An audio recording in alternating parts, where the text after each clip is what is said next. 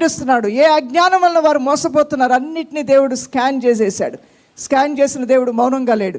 ఆయన ప్రసంగిస్తున్నప్పుడు ప్రజలు కూర్చొని వింటూ ఉండగానే ఆయన చేయాల్సిందంతా చేసి ముగించేశాడు. మన దేవుడు సమాప్తము చేసే దేవుడు. హల్లెలూయా.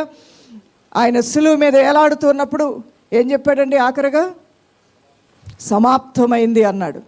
అలానే 6 దినాల్లో సృష్టిని సృష్టించిన తర్వాత అప్పుడు కూడా ఆయన ఏమన్నాడు? సమాప్తమైందే కదండి.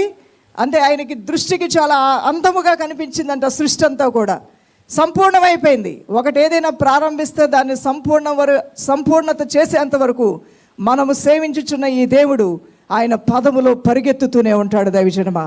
అలానే ఈరోజు నిన్ను రక్షించుకొని తల్లి గర్భంలో ఉండగానే నిన్ను ఏర్పాటు చేసుకొని ఒక వయసు వచ్చిన తర్వాత తను తాను నీకు బయలుపరుచుకొని నిన్ను అనేకమైనటువంటి ఆయా మిశ్రిత జనాంగములోంచి నిన్ను ప్రత్యేకపరిచి తన ఆత్మతో నిన్ను ముద్రించి, తన రక్తముతో నిన్ను ముద్రించి, తన నిబంధనతో నిన్ను ముద్రించి, తన జీవగ్రంథంలో నిన్ను ముద్రించి నీకు నిత్య నివాసము నీ కొరకు ఏర్పాటు చేసిన దేవుడు నీ కొరకు ఆలోచిస్తున్నాడు ఈ రోజున. హల్లెలూయా. ఆయన నీ కొరకు చింతిస్తున్నాడు. ఆ ప్రసంగం చేస్తున్న దేవుడు ప్రసంగం చేసి వెళ్ళిపోండి రాలేదు. వారు ఆకలితో ఉన్నారన్నాడు. మాకు ఆకలి అవుతుంది, అన్నం పెట్టమని ఎవ్వరూ అడగల యేసయ్యని.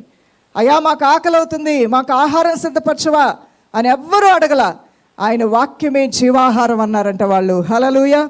ఆయన మాటలు వింటుంటే ఎంత తీయగా, ఎంత ఆదరణగా, ఎంతటి బాధనైనా తీసి ఎంత గొప్పగా ఉన్నాయో. మళ్ళీ దేవుడు ఈ ఊర్లోంచి పక్క ఊరికి వెళ్ళిపోతే ఈ మాటలు వినలేం కదా. వాళ్ళ ఆశ అంతా దేవుని మాటల మీదే. వారి ఆశ అంతా ప్రభు నోట నుంచి వచ్చే ప్రతి మాటని వారి హృదయంలో తీసుకునేటువంటి ఆసక్తి మాత్రమే వారు కలిగి ఉన్నారు. వారు యేసయ్యని ఏమీ అడగలేదు. వాళ్ళు ఒకటే అనుకున్నారు, అన్నం కావాలంటే మనం సంపాదించుకోగలం, కానీ వాక్యం మనం సంపాదించుకోలేము. అది దేవుని నోట నుంచే రావాలి. హల్లెలూయా.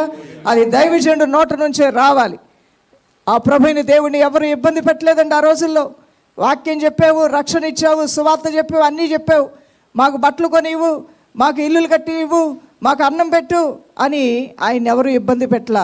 ప్రాముఖ్యంగా కొండ మీద ప్రసంగం చేస్తున్నప్పుడు ఆ భారం మా దేవునికి మేమెందుకు ఇవ్వాలి?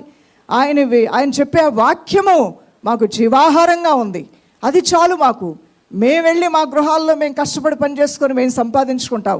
అవసరమైతే ఈ దేవుని సువార్త ఇంకా పలు ప్రాంతాలకు వెళ్ళాలని ఆయనకి మా ధనముతో, మా శక్తితో, మా బలముతో మేము సహకరిస్తాము అనుకున్నారంట ఆ రోజుల్లో ప్రజలు. అయితే దేవుడు ఊరుకున్నాడండి? తల్లి ప్రేమ కన్నా, తండ్రి ప్రేమ కన్నా గొప్ప ప్రేమ కలిగిన ఈ దేవుడు ఊరుకున్నాడు అనుకుంటున్నారా? ఆయన ఊరుకోలేదండి. నా ప్రజలు ఆకలితో బయలుదేరి వెళ్తారేమో. ఇప్పటికే చాలా రోజులు అవుతుంది వారు వచ్చి, రాత్రి పగలు వాక్యం విన్నారు. మార్గ మధ్యలో సమస్యలు పడిపోతారేమో. ఆహారం లేకపోవటం వలన వారి కడుపు నిండా అన్నం పెట్టి నేను పంపించాలనుకుంటున్నానని ఒక అద్భుతం చేశాడు యేసయ్య. హల్లెలూయా. ఉన్నదేదో ఆ చిన్నవాడు ఇచ్చినప్పుడు దాన్ని మల్టిప్లై చేశాడు. ఆ ఉన్నది దేవుని చేతిలో పెట్టగానే అవి వేలాది మంది ప్రజలకు సరిపడే అంత దీవెనగా మారిపోయాయి.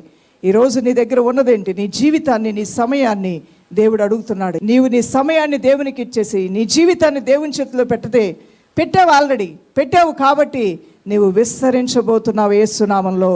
ఇప్పటి వరకు 1, 2, 3, 4 అని దీవెనలు లెక్క పెట్టుకోవడం వరకే నీకు తెలుసు. అటు నుంచి ఇటు తిరిగినా, ఇటు నుంచి అటు తిరిగినా A to Z లోపలనే ఉన్నాయి నీ బ్లెస్సింగ్స్ అన్నీ. ABCDEFGH అన్నట్టుగా ఆ 10 దీవెనల గురించే నీ జీవితంలో జరిగిన ఆ 4 దీవెనల గురించే 10 సంవత్సరాల నుంచి చెప్పుకుంటున్నావు. కానీ ఇక నుంచి ఒక శుభకరమైన కార్యం నువ్వు చూడబోతున్నావు. నీ తలలో వెంట్రుకలు లెక్కించడం నీ తరము కానట్లుగా నీ ఆశీర్వాదములు లెక్కించడం నీ తరము కాదు. అంత గొప్పగా దేవుడు కార్యాలు నీ పట్ల చేయబోతున్నాడు దైవజనమా. నమ్మిన వారు చప్పలు కొడుతూ ప్రభు నామానికి మహిమ చెల్లిద్దాం. హల్లెలూయా. అవును, నీ తరము కాదు. ఆయన చేసిన కార్యాలు ఎంత విస్తారంగా ఉంటాయో. అతను పెట్టింది 2 చేపలు 3 చేపలు, లేకపోతే కనుక మరి కొన్ని రొట్టెలు పెట్టాడు. జస్ట్ అలా ఏళ్ళ మీద లెక్క పెట్టవచ్చు. అంత 10 లోపలనే. ఆ 10 లోపల ఉన్నటువంటి వాటిని యేసయ్య చేతిలో పెడితే యేసయ్య వేల మందికి వాటికి సమకూర్చాడు. వేల మంది తిని తృప్తి పొందే విధంగా చేశాడు.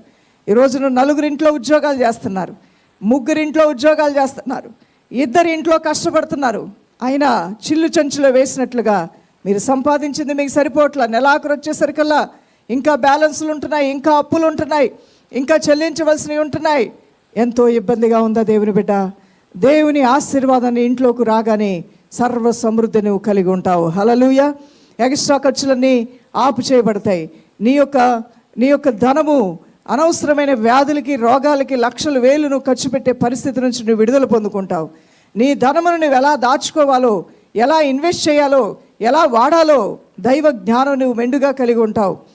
నువ్వు సమకూర్చుకున్న దాన్ని ఏ విధంగా జాగ్రత్త పరుచుకొని ఒక కష్టకాలం వచ్చినప్పుడు దాన్ని ఎలా వాడుకోవాలో అవసరమైనటువంటి జ్ఞానాన్ని కూడా నీ దేవుడు నీకు అనుగ్రహించి నడిపిస్తాడు. అంత మాత్రమే కాదు, నువ్వు ప్రభువుకు సమయం ఇచ్చి నీ హృదయాన్ని ఇచ్చావు కాబట్టి, నీ సమయాన్ని ఇచ్చావు కాబట్టి, ఉపవాసముడి నీ దేహాన్ని నలగొట్టుకోవడానికి నువ్వు ఇష్టపడ్డావు కాబట్టి, విలువైంది నీకు సంబంధించింది, విలువైంది నీ దేవుని చేతిలో పెట్టావు కాబట్టి విస్తరణ నీకు అన్ని విషయాల్లో కలగబోతుంది.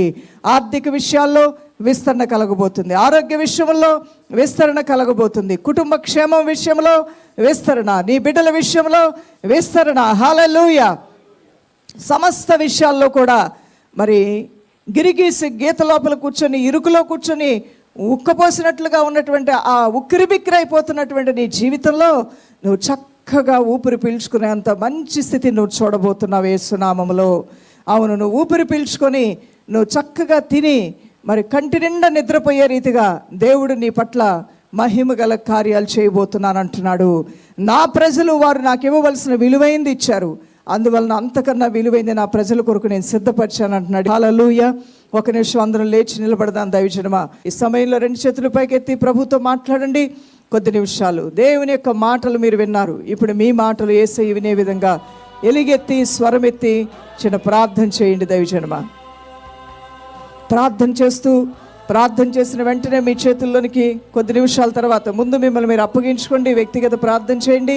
మీ కుటుంబం కొరకు, మీ ఆత్మీయ జీవితాల్లో మీరు ఏ స్థితిలో ఉన్నారో, అలానే దైవజనురాల నోట దేవుడు పలికించిన మాటలు మీరు జ్ఞాపకం చేసుకోండి. ఇప్పటికిప్పుడు ఆత్మదేవుడు మనతో మాట్లాడిన మాటలు మీరు జ్ఞాపకం చేసుకొని మిమ్మల్ని ధైర్యపరచుకోండి, మిమ్మల్ని బలపరచుకోండి, మిమ్మల్ని మీరు ఉజ్జీవింపజేసుకోండి. నీవు దేవునికి అప్పగించుకున్నావు కాబట్టి విలువైనవి, ఘనమైనవి, శ్రేష్టమైనవి, విస్తరణ కలిగించే కార్యాలు నీ ఇంట్లో జరుగుతాయి యేసు నామములో.